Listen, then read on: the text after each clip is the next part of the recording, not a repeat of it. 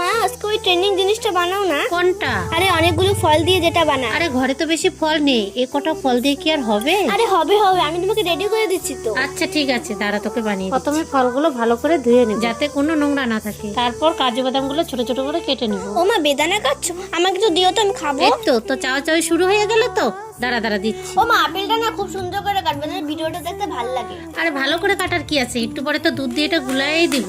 এখন কলাগুলো গোল গোল করে কেটে নিব।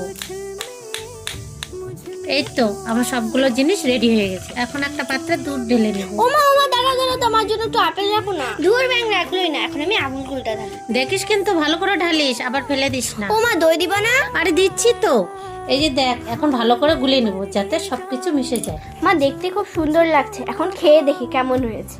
দাঁড়া একটা গ্লাসে দিচ্ছি, এখন খেয়ে বল কেমন হয়েছে।